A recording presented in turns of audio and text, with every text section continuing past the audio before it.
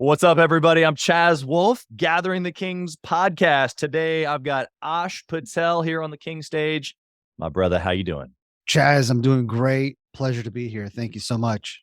Absolutely, man. I'm excited for this conversation. You know, we were just kind of chatting offline about being busy and going after it. We're going to get into some of this because I know a guy at your stage doesn't have to, but he chooses to. What kind of business did you have? I am in real estate now. I do non-residential commercial real estate, but that was after a 15-year IT career and multiple side hustles. I finally found my calling. And honestly, I choose to work instead of sleep or really just about anything. So, very passionate about what I do and just focused on commercial real estate. I love it. Give us just a half second on what did the 15 years in tech look like?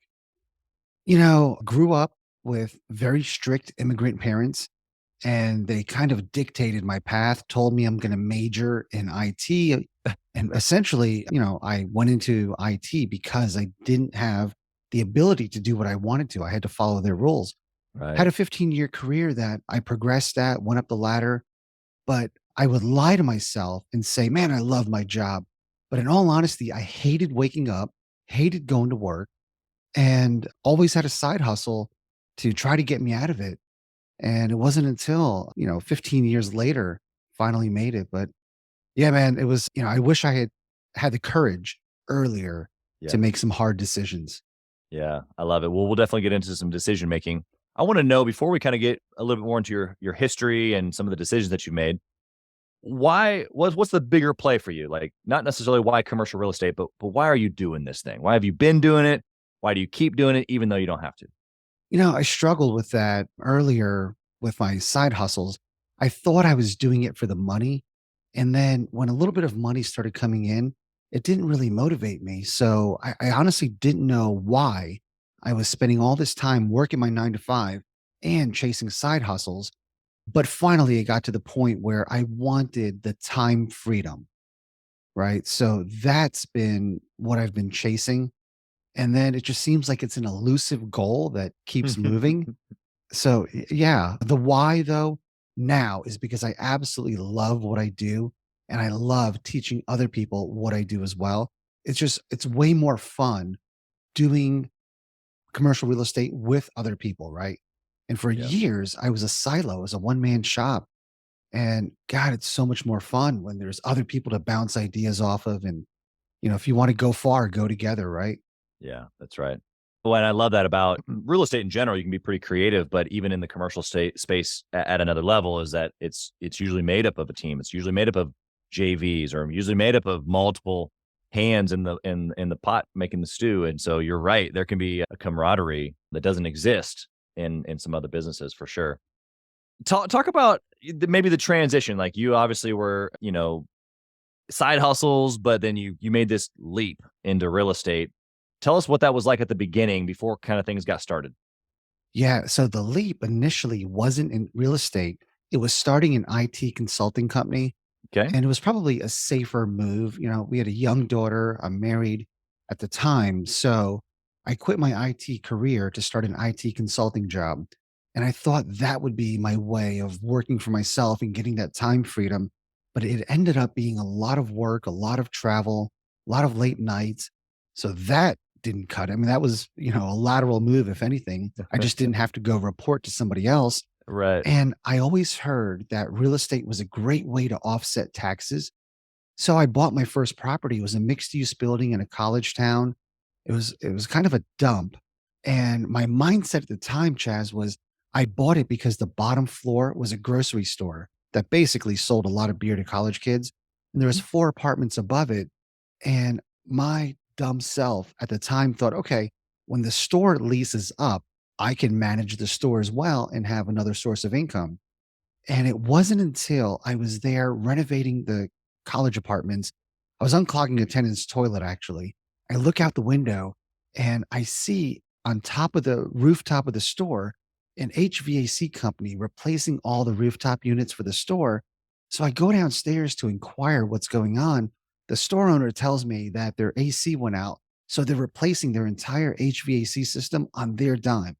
So here I am, fixing holes in walls and unclogging toilets from college kids that are destroying my apartment.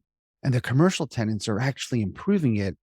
And that was a pivotal moment where I essentially dropped everything that I was doing and became a full-time commercial real estate investor. Yeah, that's incredible. There's that moment in time where you have these realizations, and I'm sad to tell you this because I've had that same realization about commercial real estate from the tenant's perspective. So obviously, I've owned lots of retail businesses over the years, and I've been in that scenario where we're replacing the HVAC, and I'm going, wait, so I got to replace this thing, and I pay for that dude's taxes, and I pay for that dude's insurance, and I pay for the parking lot snow removal. What does he pay for? He doesn't pay for Yeah, anything. it sucks being a tenant. But, for all of those residential investors out there, I've been trying for the last 10 years to educate them, push them to at least look at commercial real estate, right? Take Right. the blinders off. Don't say it's too hard. Don't say it's too much money. Because listen, I did it and I started with really crappy properties and moved my way up. So just Yeah. open up your horizons a little bit and look at other asset classes. Yeah. Love that perspective. Okay. So I want to know when you finally started to like get some things rolling, maybe not like full momentum like you are now, but I want to know of a good decision that you made, Ash, of something you can look back on moment in time. You're like, yep, pivotal moment. The decision was just being relentless looking for properties. Okay. 5 times a day, I would look at every commercial property that popped up in a 100-mile radius, and that first mover advantage was often what caused some of these big wins. So it's just relentless work ethic, trying to beat the competition. Yeah. I love the perspective there because it's such a simple principle of speed, really. Yeah, and Right. I'm lazy. Listen, by nature, I'm lazy. I make a lot of mistakes. I always learn things the hard way. So maybe it's because I absolutely love doing this and searching for deals. It's like somebody window shopping or shopping for Right. cars online. I'd rather look at buildings versus Right. configuring a sports car or something, right? Yeah. Yeah. Exactly. Yeah. I think that, the it's almost like you like to solve problems. So, you kind of create them sometimes out of the laziness. But, I what you said there first, the speed. Let's go back to that because you're right, searching, shopping, whatever you want to call it. The first mover advantage is what you said. Right. That applies to every industry. Speed. Speed is your friend. And so for you in commercial real estate, it's filling the pipeline with new deals. That's the shopping part. You can't grow the business if you don't have new deals. We know that.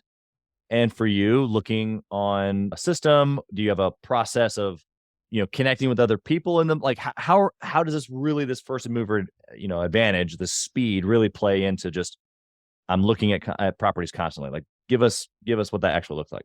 Your last comment on my laziness causing a lot of problems is very accurate.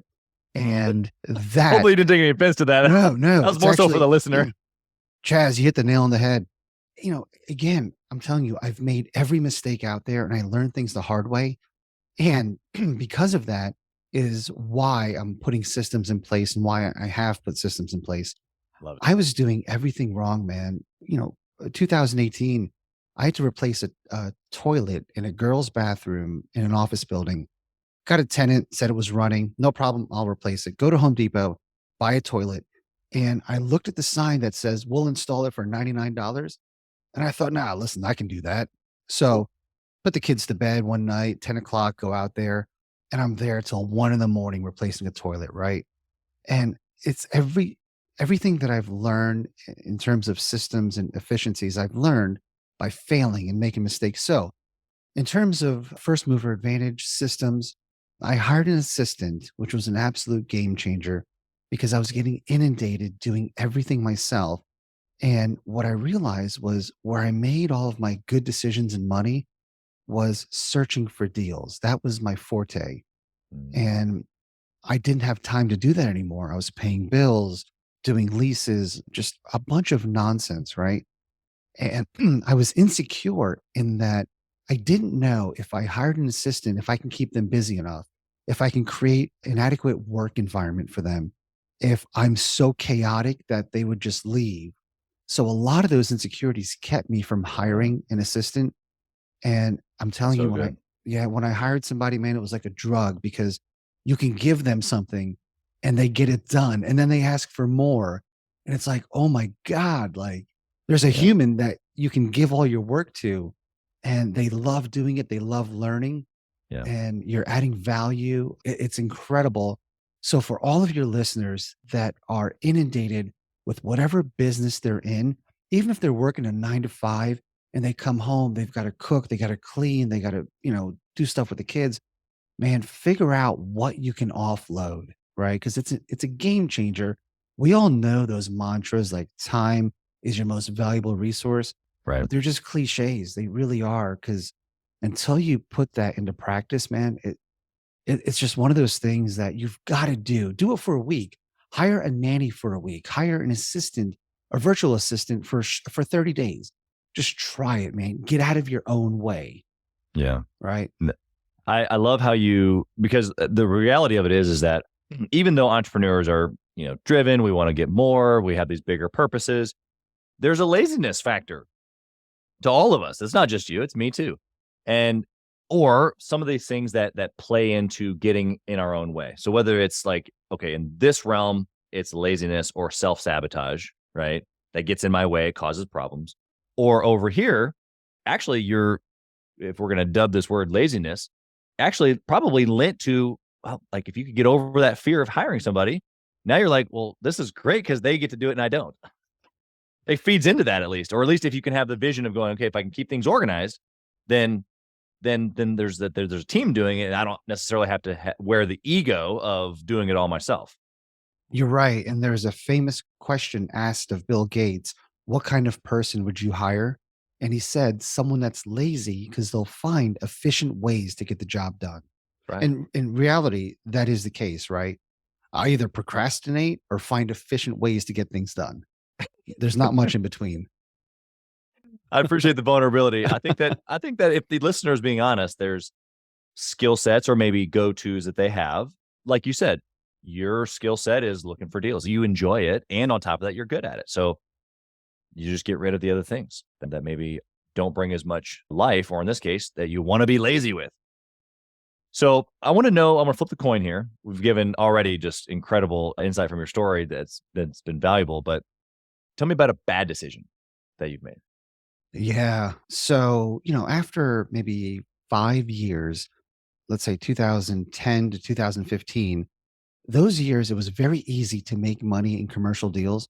I would buy vacant, unfinished buildings and somehow turn them around, right? So, started getting a big head, and a lot of my friends were patting me on the back, and it really did go to my head.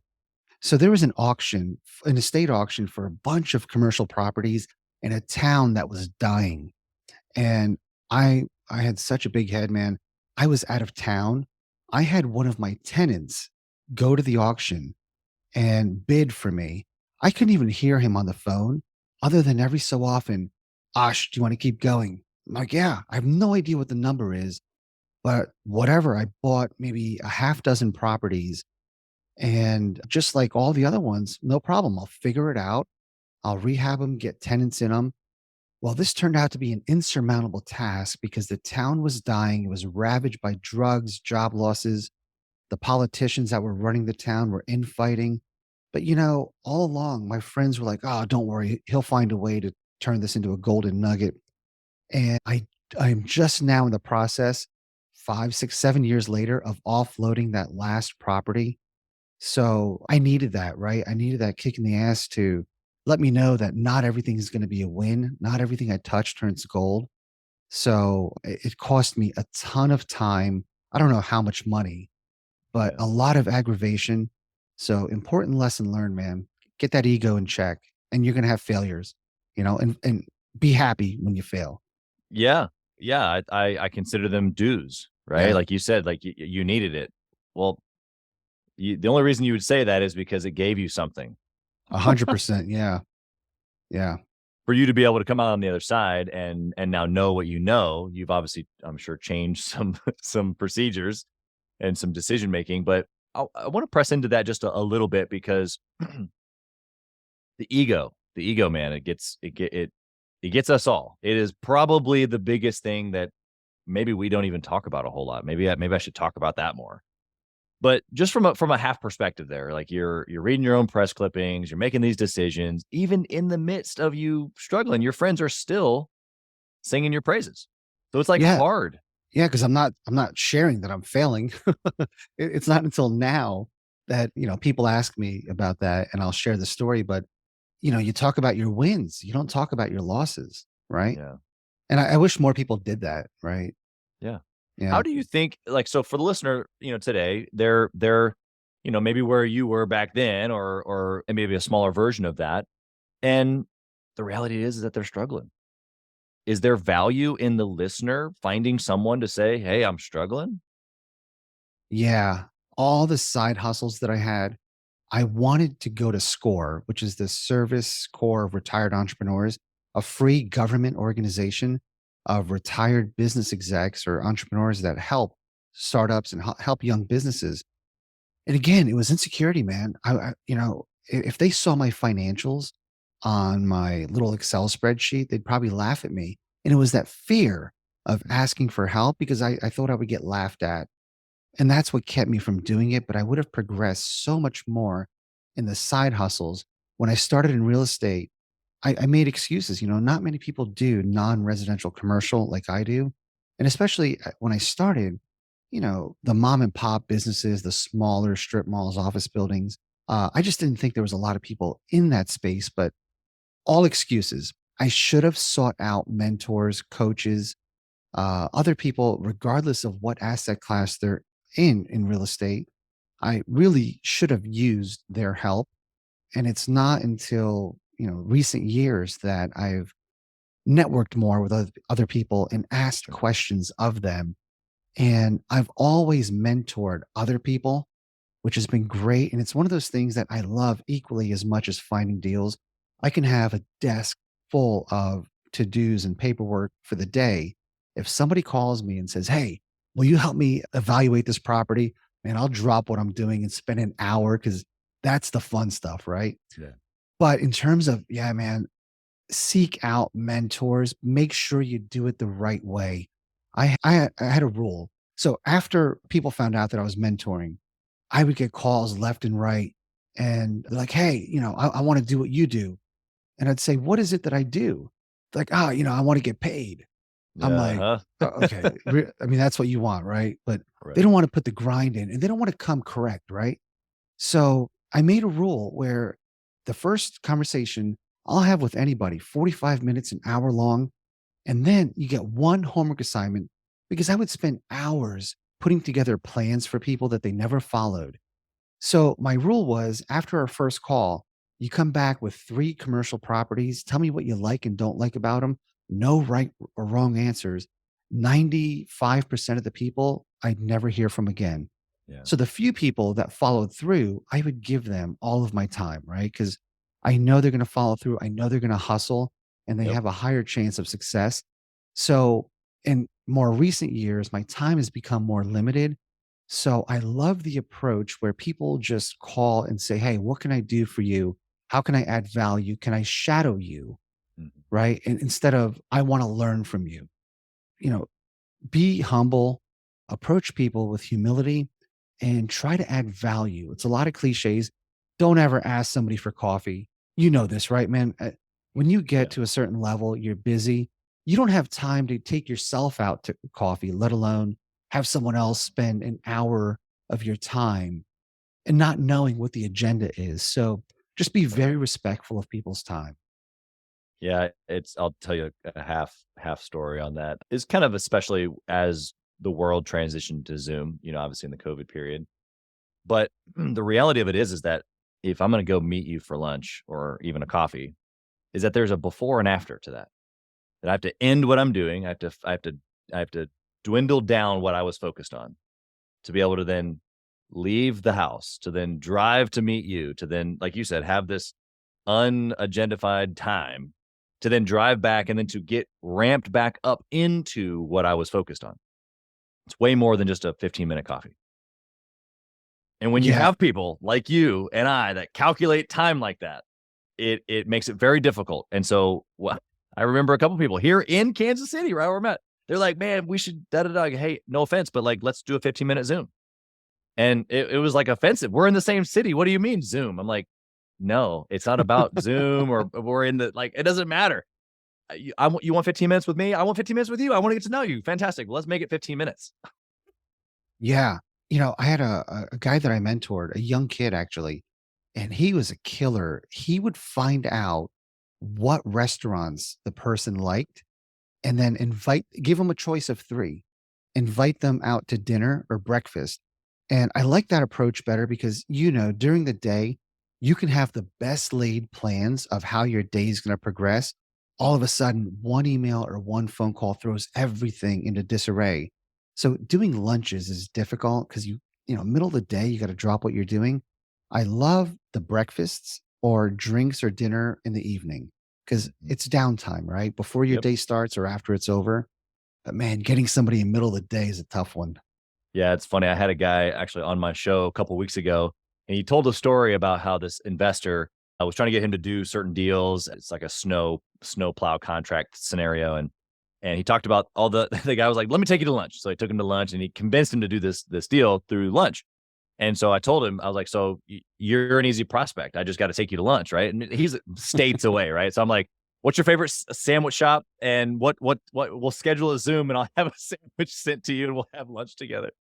It was pretty funny. We had a good laugh, I and we'll like have that. lunch together. That's cool. That's creative. Yeah, why not? Right? I mean, Yeah. I'm not gonna fly to have lunch. Maybe you never know. I You never know. love that approach. It's and now, of course, as soon as I asked, because I scheduled the time, and then I'm like, "What's your favorite sandwich shop?" And he's like, "I'll get my sandwich. It's okay. Like, let's just have lunch together." That's awesome. Good for you. Yeah. Anyway, so here we go, brother. I want to know: is there a certain process or discipline to making decisions that you have now, knowing that you've given us the good and the bad, the ugly type of thing? How do you process decisions now? The biggest thing is evaluating downside risk. It's a mistake that a lot of people make now in real estate because we've had a long, prosperous run. And honestly, That's right. anybody under the age of 33 hasn't really seen hard times or down economic cycles. So there's this air of never ending prosperity out there Mhm. where everyone knows you just buy apartments and raise rents every year. And then, cap rates are going down and, interest rates are not a problem. Well, all of that is going to change at some point. So for me, decision making is always encapsulated by assessing your downside risk and time as well, right? So Yeah. evaluating how much time a project is going to take and if it's worth the returns. So those are the 2 biggest factors. Love it. I love the take risks, but calculated ones. Yeah, and Is what people I'm hearing you people say. don't stress test their deals. Everyone does their pro forma Mhm. where the arrow is moving up and to the right. But what Yes. if you can't increase rents? Matter of fact, what if you start having more vacancies? What does that Right. do to your model? Yeah. No, the stress tests. We've talked about this recently inside Gathering the Kings Mastermind, where you're building structures and things inside your business, whether it's a real estate business or a garage door company. You're still building what's valuable on the inside that could potentially be sold, and does it operate without you? And you can stress test that way as well. But what you're talking about as far as like, do the numbers work? Buying a business, buying a deal, getting into it. Yeah, you got to stress test the worst case scenario for sure, because it could happen, especially as you're saying, like this bull run that we've been on. Things are going to change, but that doesn't mean that that there's no deals. Yeah, out of curiosity, why did you say if it works without you? Well, that's a good question, and I think that the common theme in entrepreneurialism and or even, I use real estate, but it's business, right? You said freedom. I want time freedom. And so if you have a system that works outside of your activity, then that's time freedom. In real estate, it's called passive income, right? It's called cash flow. And of course in the commercial space, because you're talking about the power of what you have isn't dependent upon necessarily a more of a short-term in and out residential play where you've got maybe a longer contract of business that's in place, stuff like that. I'd love to hear your take on that. I love that you said that because that was an epiphany that took me 10 years to learn. And I'll share a quick story. I had a buddy of mine that was a home builder And I asked him, do you meet all of your customers? And he only built 15, 20 homes a year. And he's like, no, and I won't. And I'm like, what do you mean? Like somebody's spending their life savings with your company. You won't just go to a design meeting, pat him on the back, say, hey, my name's so and so, owner of the company. Thank you for building with us. He's like, absolutely not. He said, I got this advice a long time ago that if you have a business and you're gone for 6 months, it should come back better than how you left it. So he put all these systems in place from the get go. And I thought that was the dumbest thing ever. Man, like I didn't understand that Yeah. until I got my head so far up my butt that I was inundated with things. And now I'm like, oh my God, this stuff needs to run without me. I should not be this integral to making things happen. Right. So again, like I said, I learned things the hard way. And that was an important lesson that I learned. It's good. All right, Ash, I want to come at you in a couple different angles here. I got some speed round questions, as we call them. Yep. First one is this. If you had to dwindle your entire business down to one trackable metric, what would it be? It is your personal balance sheet. So, however, that business affects your personal balance sheet, because we all are shooting for a certain number, we all have a finite amount of time. If your net worth isn't increasing year over year, then you're not achieving forward progress. So, track your balance sheet, do your personal financial statement at least once a year and see what kind of trajectory you're on. I love how you tied it to the personal balance sheet, the net worth, because there's a lot of times, obviously, your business got to make money in order for it to affect your personal balance sheet positively. And so, yeah, net profit, sales, all those things need to be tracked. But really, what are we after? We're after it to affect us personally, and of course, the other people involved as well. But that net worth, that number, if I only had one, That's it. that's it. That's great, man. Okay, so what book would you recommend that a six-figure business owner read? He hasn't scaled to that seven-figure mark yet. I'm going to throw two out there if I may. One Yeah, is Who Not How, love it. and the other one is Rocket Fuel. For so many years, I thought me being scatterbrained was a failure, right? A detriment to me. Yeah, And in reality, I learned that it's just being a visionary and I'm not an integrator. An incredible book for anybody that starts things and doesn't follow through all the time, has great ideas, and just, yeah, read that book. love it. Yeah, and who not how kind of pings off of our last comment here of not doing it yourself. Yep. Another phenomenal read. We'll put them both in the comments in the show notes below. What do you think about networking or masterminding with other entrepreneurs? It is probably one of the biggest factors to my success. Like we mentioned earlier, if you want to go far, go together. This is a team sport. Most businesses are a team sport. Treat your competition as team members, right? Not competition. It's incredible how much networking opens up possibilities, brings more deals to the table, and helping others always comes back to you, right? The mastermind thing, I looked for a commercial mastermind, didn't really find any that would suit me. Number of people came up to me, wanted to learn commercial real estate about 6 months ago, started a mastermind, and it's been incredible because we all learn from each other. Yeah. So get involved in some kind of mastermind. If there's not one that suits you, start one. Yeah.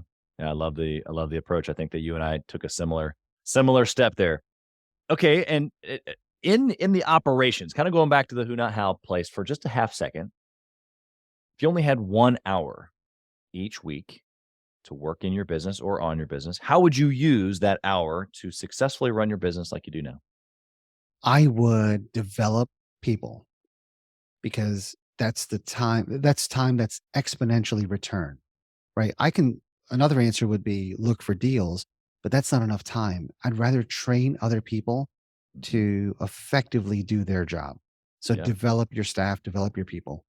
Yeah. Cause you can multiply looking for Right. deals, whatever the task is that needs to be done. You could have 20 people learning how to do it, 200 people learning how to do it.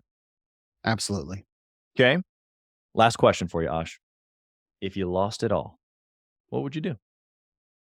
You only need two things to get back to the top, and that's knowledge and network, right? Love it. So by now, you should have the knowledge. If you were in a position where you lost it all, hopefully you had the knowledge and just struck out. That network is so important. So just Yeah, two things. I would get out there, network more, find deals, and use my knowledge, use the network, put the deal together. it's good stuff, man. How can the listener find you? Maybe they're in commercial real estate. They want to check out your mastermind. Maybe they just want to maybe potentially JV on a deal with you. Maybe they want to ask you for a breakfast or a dinner. How can they find you? I'll give you my email address. It's Ash, ASH, B is in boy, Patel at gmail.com. I'm on Bigger Pockets. I'm on LinkedIn, Facebook, Ash Patel, Cincinnati. Not too hard to find. It's good stuff, man. We appreciate your time, of course, not just to be cliche about it, but because we know how valuable it is. And so we thank you for that. Thank you for the value. We wish you nothing but success and blessing in your business and all the things that you have your hand to. Chaz, great job. This was a fun interview. Thank you so much for your time. Absolutely.